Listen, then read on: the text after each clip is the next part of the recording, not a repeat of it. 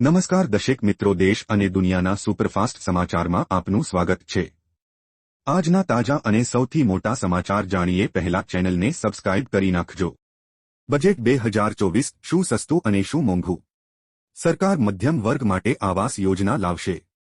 આગામી 5 વર્ષમાં 2 કરોડ મકાનો બનાવવામાં આવશે। પીએમ આવાસ હેઠળ 3 કરોડ મકાનો બનાવવામાં આવ્યા। આંગણવાડીના કાર્યક્રમો ઝડપી કરવામાં આવશે। 7 લાખની આવક ધરાવતા લોકો માટે કોઈ ટેક્સ ચૂકવવો નહીં પડે। ખેડૂતોની આવક વધારવાના પ્રયાસો કરવામાં આવશે। મિશન ઇન્દ્રધનુષમાં રસીકરણ વધારવામાં આવશે। નવી મેડિકલ કોલેજો ખોલવામાં આવશે। ડેરી ખેડૂતોને પ્રોત્સાહન આપવામાં આવશે। 1361 મંડીઓને ઇનેમ સાથે જોડવામાં આવશે। નૈનો ડીએપીનો ઉપયોગ પાક પર કરવામાં આવશે। પ્રધાનમંત્રી આવાસ યોજના હેઠળ આગામી 5 વર્ષમાં ગ્રામીણ વિસ્તારોમાં વધુ 2 કરોડ મકાનો બનાવવામાં આવશે। દર મહિને 300 યુનિટ વીજળી મફત આપવાની જાહેરાત વચગાળાના બજેટમાં કરવામાં આવી છે।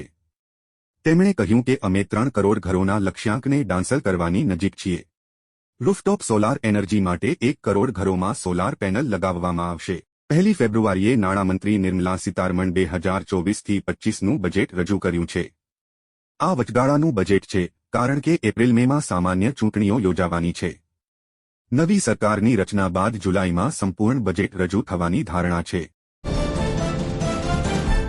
ગેસના નવા ભાવ આજથી લાગુ। લગ્નની સિઝનમાં વધતી માંગ અને આંતરરાષ્ટ્રીય બજારમાં અસરગ્રસ્ત કિંમતોને કારણે આજે એલપીજી સિલિન્ડરની કિંમતમાં 14 રૂપિયાનો વધારો કરવામાં આવ્યો છે। જો કે આ વધારો 19 કિલોગ્રામ કોમર્શિયલ સિલિન્ડર પર થયો છે। 1790 આજુબાજુ ઘરેલું એલપીજી ગેસ સિલિન્ડરની કિંમતમાં કોઈ ફેરફાર કરવામાં આવ્યો નથી। 916 રૂપિયા આજુબાજુ, જે મોટી રાહતની વાત છે। આજથી મોંઘી આ વસ્તુઓ।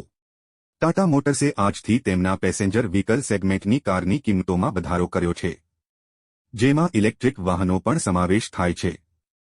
તમામ વાહનોની સરેરાશ કિંમતમાં 0.7નો વધારો કરવામાં આવ્યો છે। કંપનીના જણાવ્યા અનુસાર ઇનપુટ કોસ્ટમાં વધારાને કારણે આ પગલું લેવામાં આવ્યું છે।